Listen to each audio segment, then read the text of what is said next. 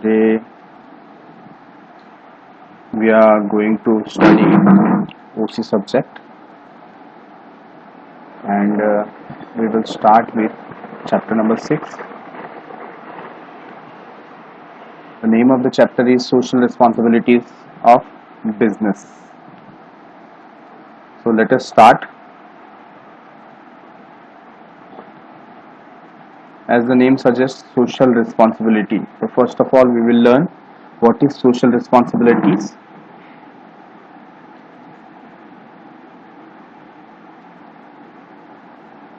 Let us come to the introduction first. What is written over here?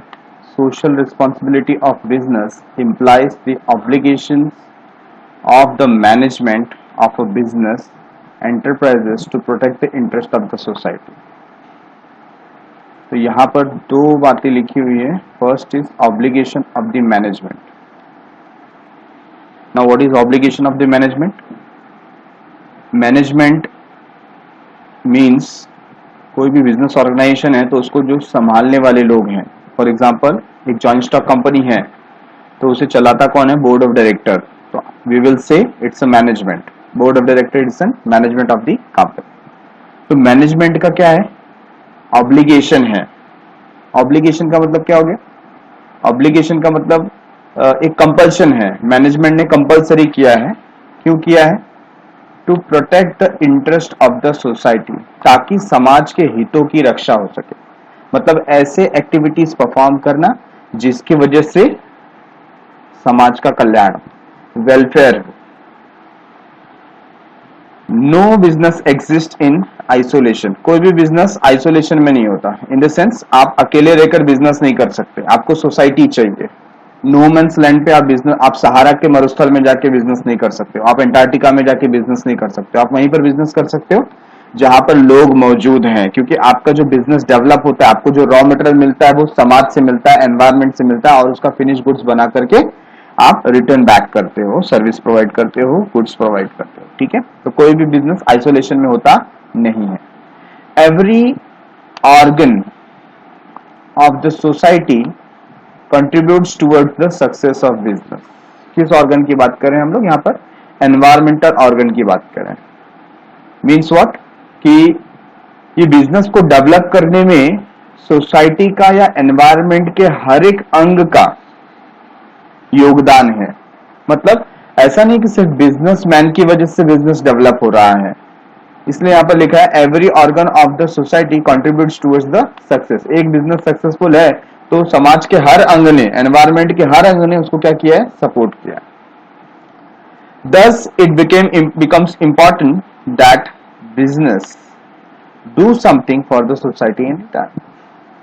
तो ये बहुत important हो जाता है कि बिजनेस को आज इतना कुछ मिला है, नेम फेम रेपुटेशन मिला है, काफी सारा प्रॉफिट मिला है, तो बिजनेस ने भी कुछ रिटर्न में करना चाहिए. किसके लिए? समाज के लिए करना चाहिए. This responsibility of the business toward the society is called responsibility. और यही जो रिस्पॉन्सिबिलिटी है किसकी? बिजनेस की. किसके लिए? सोसाइटी के लिए. इसको क्या बोलते हैं? Social responsibility. तो इन शॉर्ट बिजनेस को जो समाज के लिए करना चाहिए उसी को हम बोलते हैं social responsibilities of business towards society. Yes. A socially responsible firm should not work solely. अगर कोई फर्म जो सोशली रिस्पॉन्सिबल है वो अकेले काम नहीं करता. किसके लिए? प्रॉफिट के लिए. मतलब उसका मोटो सिर्फ प्रॉफिट मैक्सिमाइजेशन नहीं है. Not work solely for profit maximisation. सिर्फ प्रॉफिट मतलब उसका सिर्फ मेन, हाँ ये हो सकता है उसका प्राइमरी जो मुद्दा है, मेन मोटिव प्रॉफिट कमाना है, बट सिर्फ वही एक मुद्दा है ऐसा नहीं है.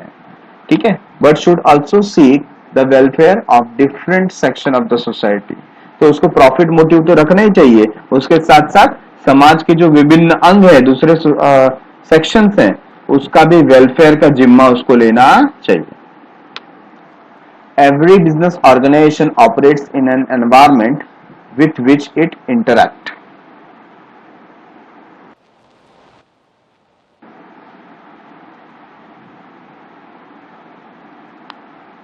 Every business organization operates in an environment with which it interact, वो उसी एनवायरमेंट में काम करता है जहां पे उसका इंटरेक्शन हो। No organisation can survive in the absence of environment. हमने ऊपर ही बात की अभी पहले पैराग्राफ में कि बिना एनवायरमेंट के कोई भी ऑर्गेनाइजेशन सर्वाइव कर सकता नहीं है, राइट है।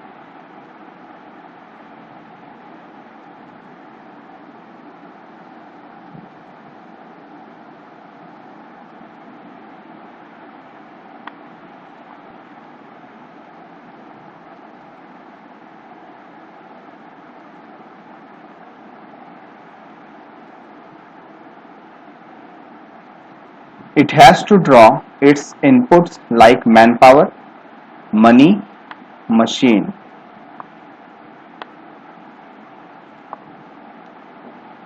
Like manpower, money, machine, material. तो बिजनेस को अपने एनवायरनमेंट से क्या क्या मिलता है? उसको एनवायरनमेंट से 4 चीजें मिलती हैं, man power, money, machine, material etcetera. तब जाकर के कोई बिजनेस ग्रो हो सकता है, ठीक है। मैन पावर मतलब वर्कर एम्प्लॉय जो हो गए, कैपिटल आपको पता है ये मनी के फॉर्म में, मशीनरीज चाहिए उसको बिजनेस डेवलप करने के लिए, गुड्स को प्रोसेस करने के लिए, और रॉ मटेरियल वगैरह चाहिए, ठीक है।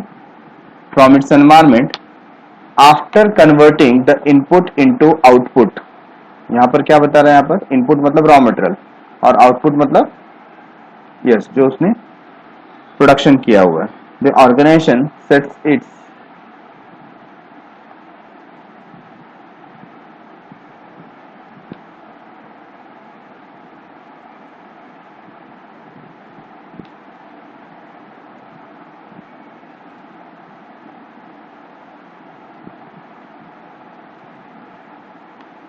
wait for a moment,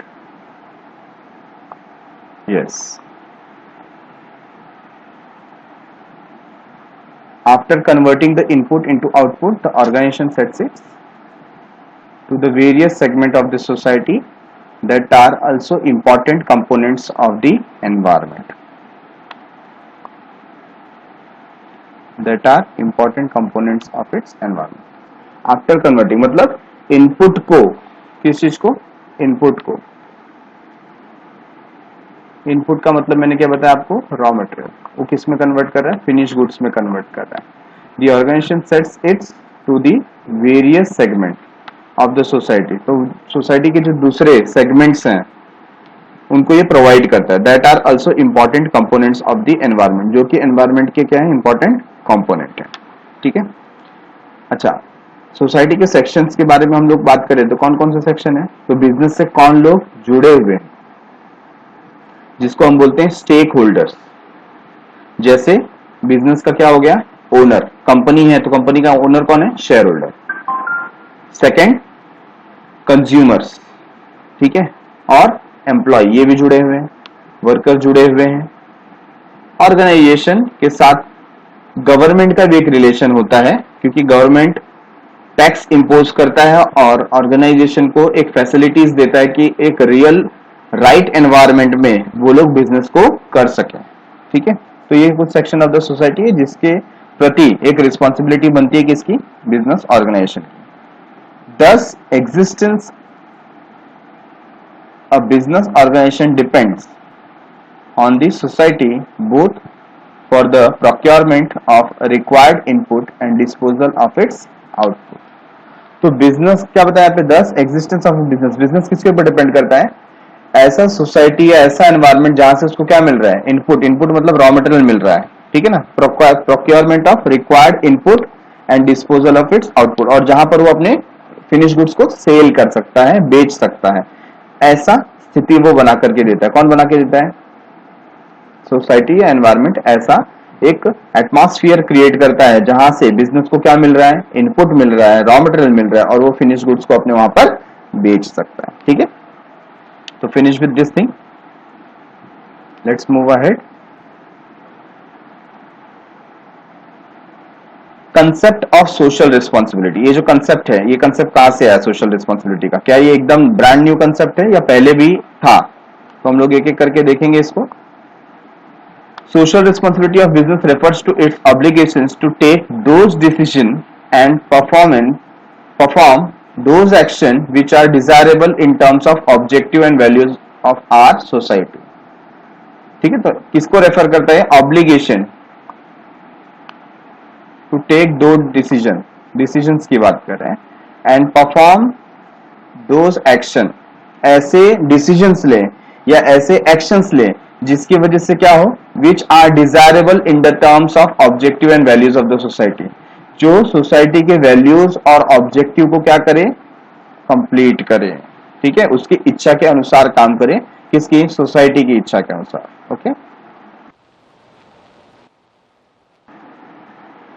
so all the activities of the business should be performed in such a manner that they will not harm any part of the society.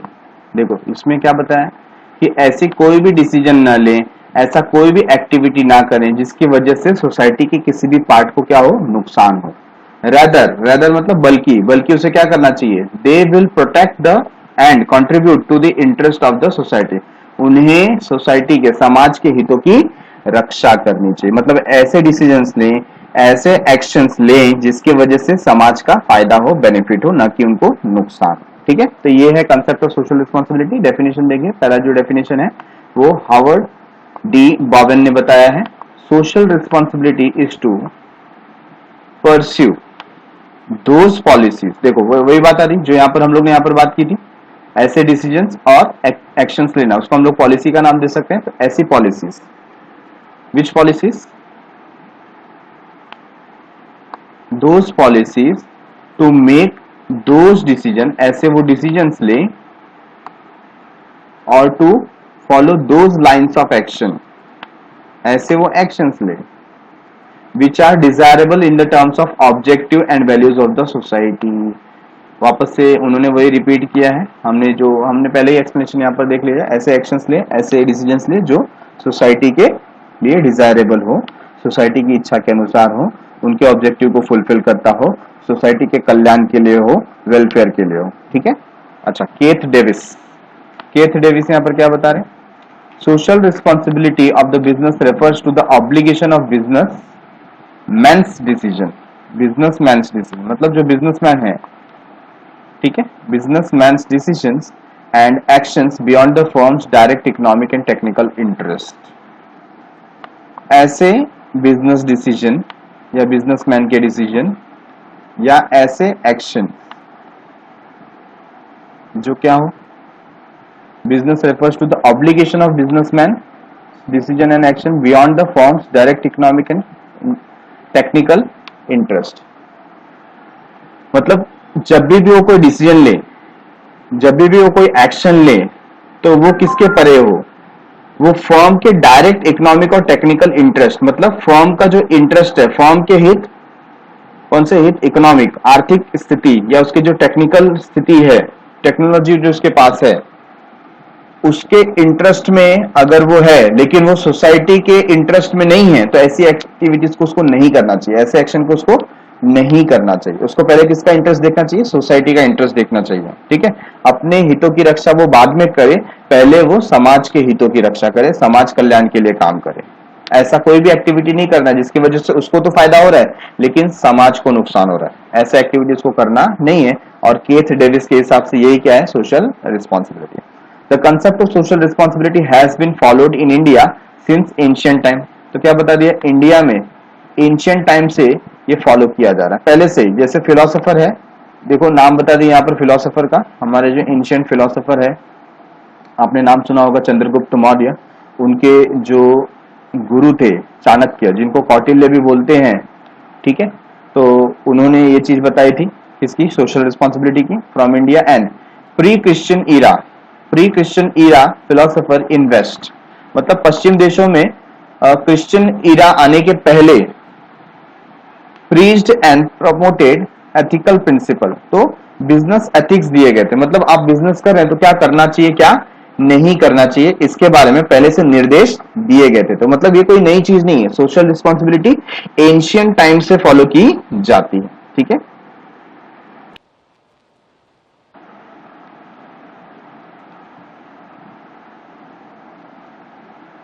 Now next para, social responsibility is broader then legal responsibility. तो ये जो social responsibility है ये क्या है, broader है। किससे broader है, ब्रॉडर देन लीगल रिस्पॉन्सिबिलिटी। क्या होती है लीगल रिस्पॉन्सिबिलिटी? तो लीगल रिस्पॉन्सिबिलिटी मतलब जिसके ऊपर कानून का प्रेशर हो, जो हमारी गवर्नमेंट है उसने कुछ एक्ट लागू कर दिया है, तो लीगल रिस्पॉन्सिबिलिटी मतलब वो आपको करना ही पड़ेगा। एग्जांपल मैं देता हूं, जैसे लेबर लॉ बना दिया, तो लेबर लॉ के हिसाब से आप लेबरर से जो काम कराते हैं तो ऑफिशियली आप उसको 8 घंटे से ज्यादा का काम नहीं दे सकते। अगर आप उसको दे रहे हैं तो you should pay him over time, उसको आपको ओवर टाइम का भी वेजेस देना पड़ेगा, ये ऑफिशियली है। तो कानून की नजर में अगर आप 8 घंटे से ज्यादा किसी को काम कराते हैं किसी वर्कर से, तो वो वर्कर आपके ऊपर केस फाइल कर सकता है। तो ये एक लीगल रिस्पॉन्सिबिलिटी हो गई। क्यों? क्योंकि लॉ ने बोल रहे हैं, ठीक है। बट यहां पर जब हम लोग बात करते हैं सोशल रिस्पॉन्सिबिलिटी की, तो ये हो सकता है लॉ ने बोला भी और ना भी बोला होगा, ये आप स्वेच्छा से कर रहे हैं। तो यहां पर जो हम लोग देख रहे हैं broader then legal responsibility, legal responsibility में क्या होता है, अगर आपने ये रिस्पॉन्सिबिलिटी कंप्लाई नहीं की तो आपके ऊपर केस हो सकता है, एक्शन हो सकता है, आपको जुर्माना वगैरह भरना हो सकता है। बट सोशल रिस्पॉन्सिबिलिटी के केस में ऐसा नहीं है, ये आपकी इच्छा से है, आपको करना है तो करो, ठीक है। इसके लिए एक बड़ा कंसेप्ट है, ब्रॉडर कंसेप्ट है। तो legal responsibility may be fulfilled by mayor compliance with the law. आप कानून का पालन करते हैं तो उससे लीगल रिस्पॉन्सिबिलिटी फुलफिल हो जाती है। Social responsibility is more than that, लेकिन सोशल रिस्पॉन्सिबिलिटी क्या है, लीगल रिस्पॉन्सिबिलिटी से ज्यादा है। It is the forms recognition of social obligation even though not covered by law. ये क्या है, it is the forms recognition of social obligation.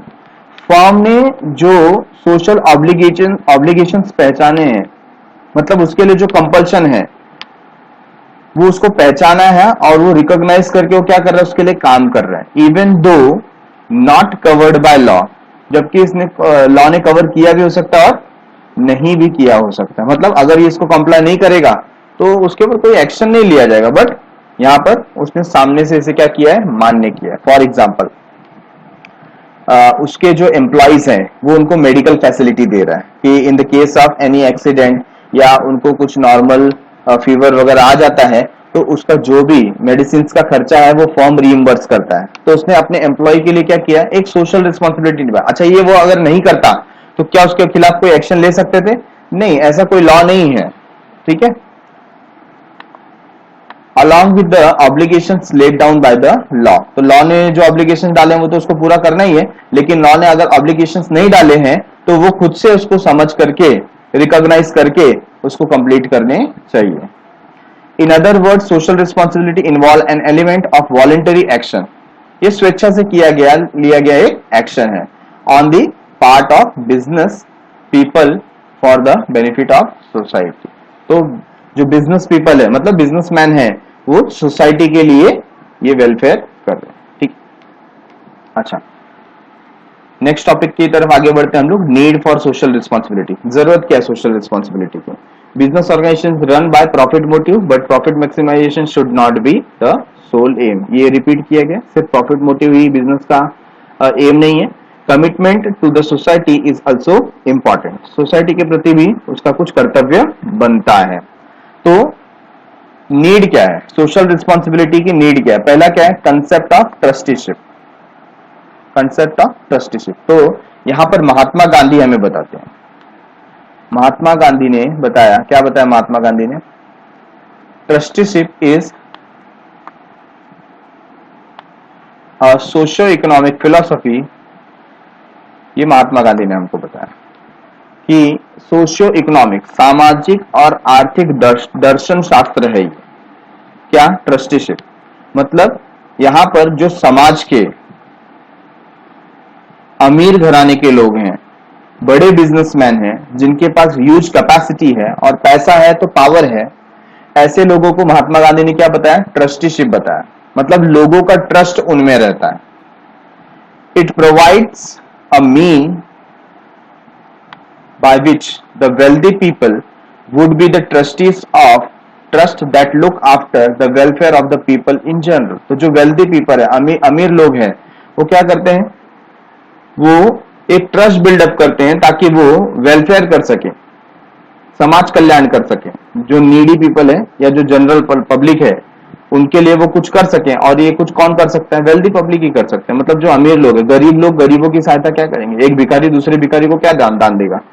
जिसके पास होगा वही दान दे सकता है। तो यहाँ पर महात्मा गांधी ने ट्रस्टीशिप किसके लिए बोला है? जो वेल्दी पीपल है उनके लिए। तो trusteeship is socio economic philosophy. ठीक है। Businessman are considered to be trustee of society, और बिजनेसमैन को सोसाइटी का क्या बोला जाता है? ट्रस्टी बोला जाता है। तो ये बात हमें ध्यान रखना। अच्छा, ये पॉइंट डालने का मतलब क्या आ गया? ऑटोमेटिकली बिजनेसमैन के ऊपर क्या आ गया? एक सेंस ऑफ रिस्पॉन्सिबिलिटी आ गया। ट्रस्टीशिप का होना मतलब लोगों का उसके ऊपर क्या है? ट्रस्ट है, विश्वास है। और क्या विश्वास है?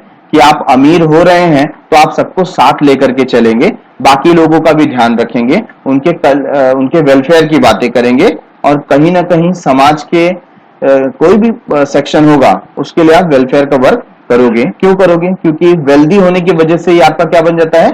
सोशल रिस्पॉन्सिबिलिटी बन जाता है। ठीक है। नेक्स्ट पॉइंट है changing expectation of society.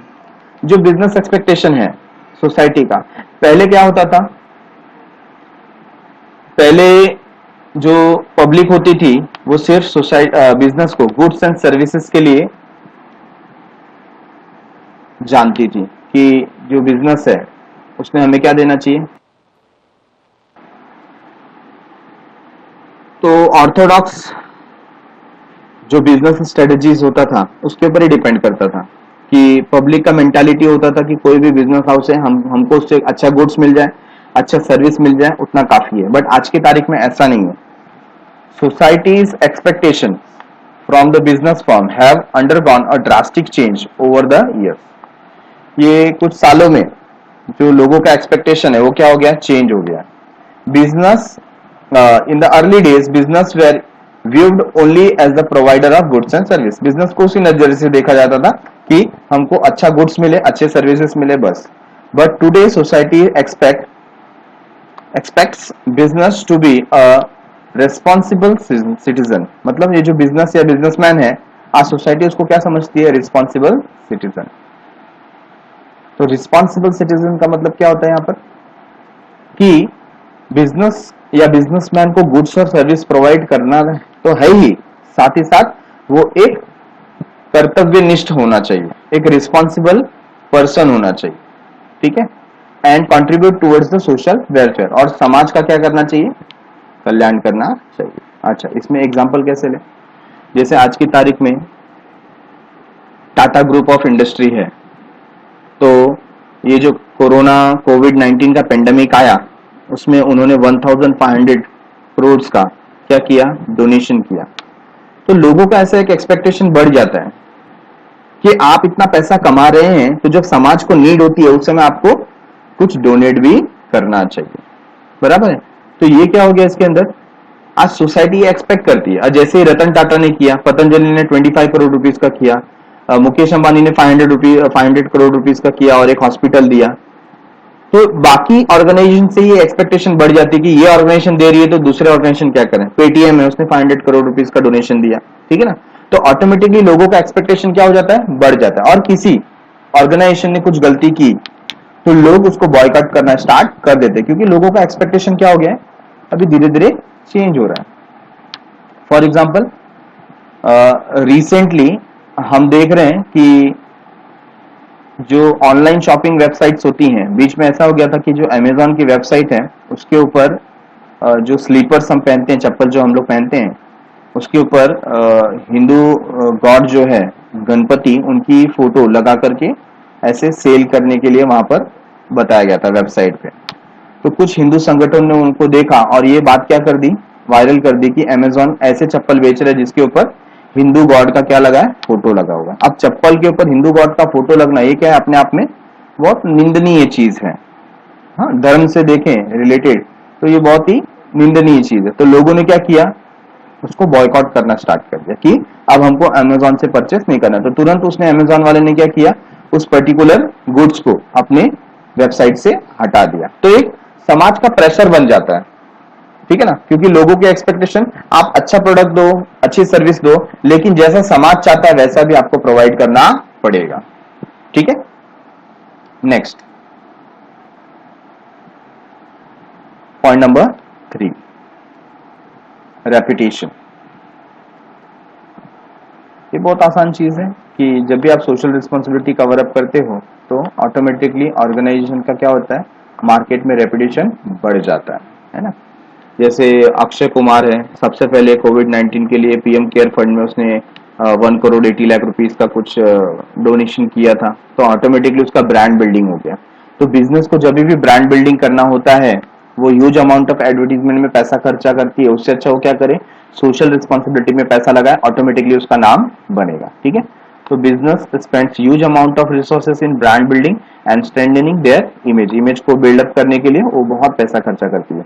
socially responsible companies enjoys a good reputation in the society, but जो ऑटोमेटिकली जो सोशल, जैसे टाटा का आज नाम है, आज टाटा को लेकर के किसी के भी दिमाग में कोई संदेह नहीं होता कि टाटा हमेशा राष्ट्रवादी हितों में काम करती है। ठीक है, राष्ट्र के लिए काम करती है, नेशन के लिए काम करती है, तो लोगों को एक गर्व होता है कि Tata industries Indian based industry है। It results in increased sales, profitability, attraction of the talent and sustained growth. तो इसकी वजह से मतलब कोई ऑर्गेनाइजेशन अगर सोशली रिस्पॉन्सिबल होकर के काम करती है तो ऑटोमेटिकली उसका सेल्स बढ़ जाता है, प्रॉफिटेबिलिटी बढ़ जाती है, अट्रैक्शन ऑफ टैलेंट ये बढ़ जाता है और उसका ग्रोथ भी सस्टेन लेवल पे होता है। सेल्स कैसे बढ़ जाता है? ऑब्वियसली उसका गुडविल बढ़ा तो लोग वहीं से गुड्स परचेस करेंगे, प्रॉफिटेबिलिटी उसका बढ़ेगा, अट्रैक्शन ऑफ टैलेंट, ज्यादा से ज्यादा लोग क्या होंगे, उसी कंपनी में जाना चाहेंगे, जॉब के लिए वहां जाना चाहेंगे, और वहां का जो ग्रोथ है वो सस्टेन होगा। सस्टेन होगा मतलब ज्यादा दिन तक वहां पर ग्रोथ देखने को मिलेगा। पॉइंट नंबर 4, नेक्स्ट पॉइंट की तरफ आगे बढ़ते हैं, protection of environment. Environmental protection, आप सोशली रिस्पॉन्सिबल हुए कैसे पता चलेगा? आप ऐसा कोई भी एक्टिविटी ना करो जिसकी वजह से एनवायरमेंट को हार्म हो रहा है, सोसाइटी को हार्म हो रहा है। जैसे हमने देखा कि नमामि गंगे ये जो एक प्रोजेक्ट है, ये अभी आज भारत में चल रहा है, जिससे गंगा नदी को क्या किया जा रहा है, क्लीन किया जा रहा है। तो करोड़ ऑफ रुपीज उसके पीछे खर्चा किया जा रहा है। क्यों? क्योंकि बहुत गंदगी यहाँ पर ऐसी हो गई कि पानी पीने लायक नहीं है। ऐसा क्यों हो रहा है? बहुत सारी जो गंगा नदी के किनारे बहुत सारी ऐसी फैक्ट्रीज लगी है जो पॉल्यूटेड वाटर को बिना प्रोसेस किए क्या कर देती है, नदी में छोड़ देती है, और इसके कारण वहां पॉल्यूशन दिन ब दिन बढ़ता ही जा रहा है। और इस लॉकडाउन में हमने देखा with in the period of 20-30 days automatically Ganga, Yamuna या दूसरी नदियां हैं वो क्या हो गई, क्लीन हो गई। कैसे क्लीन हो गई? क्योंकि उसके आसपास के जो केमिकल बेस्ड फैक्ट्रीज थी वो क्या हो गए, बंद हो गए। ठीक है ना, तो यहाँ पर हम देख रहे हैं कि फैक्ट्रीज के बंद होने की वजह से ऑटोमेटिकली वहां का पानी क्या हो रहा है, साफ हो रहा है। मतलब रीजन भी वही था। अगर हम लोग इन फैक्ट्रीज को बोले कि वो अपना वाटर प्रोसेस करके नदी में डालें, या उनके ऊपर कोई कड़ा कानून लेकर के आए जिसके वजह से वो अनप्रोसेस्ड वाटर नदी में ना छोड़ पाए, तो ऑटोमेटिकली रिवर क्या हो जाएंगे, क्लीन हो जाएगा। लेकिन ये फैक्ट्रीज को या जो फैक्ट्री ओनर हैं या जो बिजनेसमैन है उनको खुद समझना चाहिए कि हम लोग को ऐसी एक्टिविटीज नहीं करनी चाहिए जिसकी वजह से समाज का नुकसान हो रहा है, एनवायरमेंट को पॉल्यूट किया जा रहा है। मैं आपको एग्जांपल देता हूं, जैसे आज से 13-14 ईयर्स बैक मैंने देखा था चेंबूर जो इलाका है हार्बर लाइन में, वहां पर एशिया का मोस्ट पॉल्यूटेड एरिया ऐसा बन गया था कि वहां पर एयर पोल्यूशन सबसे ज्यादा लेवल पे हो गया था। क्यों? क्योंकि वहां पर एक फैक्ट्री थी जो ये जो एयर पोल्यूशन है वो फैला रही थी। तो ये एयर पोल्यूशन से निपटने के लिए उन्होंने वो फैक्ट्री मालिक से काफी टाइम बात किया, नहीं हुआ तो उन्होंने कोर्ट में केस किया और फाइनली ये डिसीजन आया कि ये फैक्ट्री को क्या करना पड़ेगा, बंद करना पड़ेगा, और अल्टीमेटली वो फैक्ट्री को बंद कर दिया गया। ठीक है, तो समाज के हितों की रक्षा के लिए बिजनेसमैन को ये सोचना चाहिए कि मेरा कोई भी एक्ट समाज के लिए नुकसानदेह ना। Business organisation should make proper use of country's natural resources. Country का जो नेचुरल रिसोर्सेस है उसका पूरा का पूरा ऑप्टिमम यूटिलाइजेशन करना चाहिए, प्रॉपर यूटिलाइजेशन करना चाहिए, मतलब वेस्टेज नहीं करना चाहिए। ठीक है, तो पहला काम बिजनेस का ये बनता है, they should avoid environmental degradation such as contamination of water resources. इन्होंने अवॉइड करना चाहिए कि कहीं पर वाटर डिप्लीट हो जा रहा है, वाटर लेवल जो ग्राउंड वाटर लेवल है वो कम हो जा रहा है, फिर ओजोन लेयर डिप्लीट हो जा रहा है। तो इस ऐसे जो एक्ट होते हैं उसको क्या करना चाहिए, अवॉइड करना चाहिए। This have resulted in poor health of the community and place a question mark on the survival of human species. और इसके वजह से क्या हुआ है, लोगों की सेहत दिन ब दिन बिगड़ती जा रही है। क्यों, पॉल्यूशन बहुत ज्यादा बढ़ रहा है। तो बिजनेसमैन को या बिजनेस ऑर्गेनाइजेशन को एनवायरमेंट के प्रोटेक्शन के बारे में सोचना चाहिए। तो ये भी एक नीड क्रिएट करता है social responsibility. Point number 5, optimum utilisation of resources. Resources का बेहतरीन इस्तेमाल, ज्यादा से ज्यादा अच्छा इस्तेमाल करें हम। Modern business have huge amount of resource at there disposal. Modern business का मतलब क्या हो जाता है, यहाँ पर बहुत सारे ऐसे मल्टीनेशनल ऑर्गेनाइजेशंस होते हैं जिनके पास ह्यूज अमाउंट ऑफ कैपिटल है, पैसा बहुत ज्यादा है, which with such large resource business are in better position to protect the society's interest. इतना पैसा, इतना कैपिटल, इतना रिसोर्सेस जब उनके पास है तो वो एक बेटर पोजीशन पे है जहां पर वो क्या कर सकते हैं, सोसाइटी का जो समाज का हित है उसको प्रोटेक्ट कर सकते हैं। मतलब wastage of the resources should be avoided. जहां पर भी उनको लग रहा है कि वेस्टेज हो रहा है उसको क्या करें, अवॉइड करें, वेस्ट को कम से कम करें। Optimum utilisation of resources, resources का अच्छे से अच्छा इस्तेमाल करें। मतलब जितना चाहिए उतना, एक्सेस इस्तेमाल आपको करना नहीं है, एक्सेस एक्सट्रैक्शन करना नहीं। Pressure of trade union. अच्छा, सोशल रिस्पॉन्सिबिलिटी टूवर्ड्स वर्कर की बात करते हैं हम लोग यहाँ पर, कि समाज के अंदर कौन आते हैं, वर्कर भी आते हैं। तो बिजनेस का एक रिस्पॉन्सिबिलिटी वर्कर के भी प्रति होता है, और ट्रेड यूनियन एक प्रेशर क्रिएट करता है जिसकी वजह से ये social responsibility businessman cover up करता है। ठीक है, तो workers have become conscious of their right. आजकल क्या है, जो वर्कर काम करते हैं उनको अपने अधिकारों का पता है। Trade unions are growing fast and play important role in the business environment. और जो ट्रेड यूनियन है, ट्रेड यूनियन क्या हो जाता है, ये वर्कर मिलकर के एक संगठन बना देते हैं और अपना एक लीडर वहां पर मैनेजमेंट से बात करने के लिए रखते हैं। और लीडर को कभी भी ऐसा लगता है कि वर्कर के हितों की रक्षा नहीं हो रही है, जैसे उनको प्रॉपर बोनस नहीं मिल रहा है, वेजेस नहीं मिल रहा है, तो वो मैनेजमेंट से जाकर के बात करता है। और मैनेजमेंट अगर उनकी बात नहीं माने तो वो उनको स्ट्राइक करने के लिए बोलता है। ठीक है ना, वर्कर्स अनरेस्ट हो जाता है, फैक्ट्री लॉकडाउन हो जाती है, और इसकी वजह से एक प्रेशर क्रिएट होता है जिसके अंदर उनको प्रॉपर वेजेस देना पड़ता है, प्रॉपर बोनस देना पड़ता है। तो worker expect management to provide fair wages, bonus etcetera to avoid conflicts between trade union and management. To avoid conflicts, business should understand responsibility and act accordingly. तो business ने अपनी रिस्पॉन्सिबिलिटी खुद ही निभानी चाहिए और उसके अकॉर्डिंगली एक्ट करना चाहिए। ठीक है, next point, point number 7, growth of consumer movement. इसके ऊपर तो पूरा का पूरा चैप्टर है, आपको मे भी चैप्टर नंबर 7 है कंज्यूमर मूवमेंट, वो हम लोग बाद में देखेंगे। तो ये क्या है, कंज्यूमर मूवमेंट मतलब उपभोक्ता क्रांति एक टाइप की हो गई। Development of the education and mass media and increasing competition in the market have made consumer conscious. आज की तारीख में इंफॉर्मेशन टेक्नोलॉजी की वजह से कंज्यूमर को क्या है, हर एक इंफॉर्मेशन अवेलेबल है, तो वो अपने आप को एजुकेट कर लेता है कि उसके राइट्स क्या है, उसके पावर्स क्या है।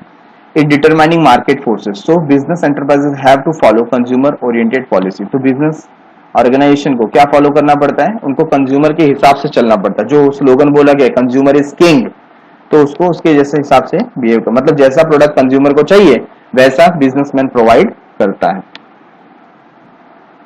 गवर्नमेंट कंट्रोल, गवर्नमेंट ने बहुत सारे एक्ट बना करके रखे हैं जिसकी वजह से जो इम्प्लाई करते हैं, इम्प्लीमेंट करते हैं वेरियस फॉर्म्स के ऊपर, ऑर्गेनाइजेशन के ऊपर। जैसे हमने बीके के अंदर पढ़ा था, तो जो पार्टनरशिप एक्ट है वो क्या है, पार्टनरशिप एक्ट 1932, तो वो पार्टनरशिप एक्ट के ऊपर रूल करता है। कंपनी को कौन सा एक्ट अप्लाई होता है, कंपनीज एक्ट 2013, तो उसके अकॉर्डिंगली उसको चलना पड़ता है। तो ऐसे बहुत सारे लॉ बना करके रखे हुए हैं जो एनफोर्स किए हुए हैं। ठीक है, तो ये लॉ की वजह से ऑटोमेटिकली जो बिजनेस ऑर्गेनाइजेशन है उसको अपनी सोशल रिस्पॉन्सिबिलिटी निभानी पड़ती है। This has put moral as well as legal pressure on business, business के ऊपर मोरल प्रेशर भी है और लीगल प्रेशर मतलब अगर वो ये वर्क नहीं करेंगे तो उनके ऊपर एक्शन लिया जा सकता है बाय दी गवर्नमेंट। ठीक है,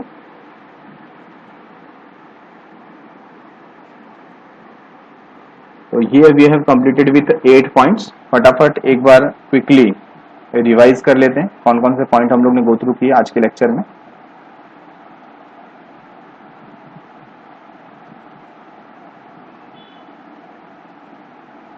तो फर्स्ट पॉइंट था, क्वेश्चन क्या है हमारा, क्वेश्चन है what are the needs of social responsibility, social responsibility की नीड क्यों है, जरूरत क्यों है। तो पहला पॉइंट ट्रस्टीशिप है, मतलब लोग बिजनेसमैन को क्या समझते हैं, ट्रस्टी समझते हैं, तो उनको ट्रस्ट ब्रेक नहीं करना चाहिए, सोसाइटी के वेलफेयर के लिए काम करना चाहिए। दूसरा क्या है, changing expectation of the society, society की जो एक्सपेक्टेशन है बिजनेस से वो क्या हो गई है, चेंज हो गई है।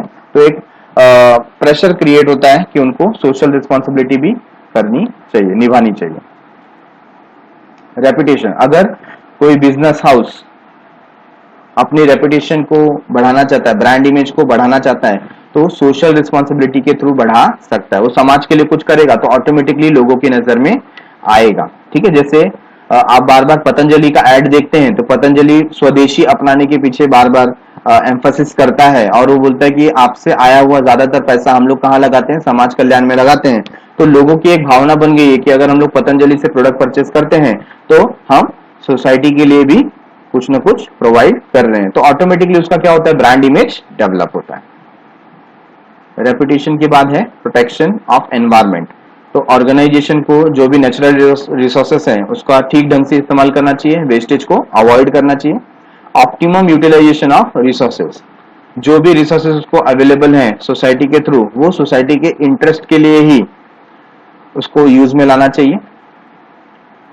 Wastage of resources should be avoided. आप देखेंगे पॉइंट नंबर 4 और 5 दोनों थोड़ा सा रिलेटेड लगता है, यस रिलेटेड है। ऊपर एनवायरमेंट के प्रोटेक्शन की बात चल रही है और एनवायरमेंट प्रोटेक्ट कब होगा, जब उससे अवेलेबल रिसोर्सेज हम ऑप्टिमम तरीके से यूटिलाइज करें, मतलब हम लोग वेस्टेज ना करें। ठीक है, pressure of trade union, trade union मतलब एक जो संगठन वर्कर का हो जाता है उसके प्रेशर की वजह से भी ऑटोमेटिकली सोशल रिस्पॉन्सिबिलिटी टूवर्ड्स जो एम्प्लॉय है, वर्कर है, वो निभानी पड़ती है ताकि लॉकडाउन ना हो, स्ट्राइक ना हो।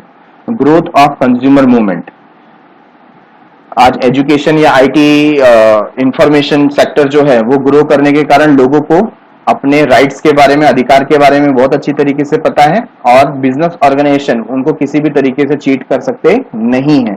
और इसकी वजह से यहाँ पर सोशल रिस्पॉन्सिबिलिटी की जरूरत पड़ती है कि कस्टमर के प्रति ऑर्गेनाइजेशन की क्या रिस्पॉन्सिबिलिटी है उसे कंप्लीट करना चाहिए, नहीं करेगा तो कस्टमर उनके खिलाफ एक्शन ले सकता है। गवर्नमेंट कंट्रोल, गवर्नमेंट ने बहुत सारे एक्ट, रूल्स, रेगुलेशन इंप्लीमेंट किए हैं ऑर्गेनाइजेशन के ऊपर जो उनको कंप्लाई करने पड़ते हैं, तो यहाँ पे automatically social responsibility cover up हो जाता है। ठीक है, तो आज के लिए इतना काफी है। Rest of the thing we will do in the next lecture. Thank you, bye bye.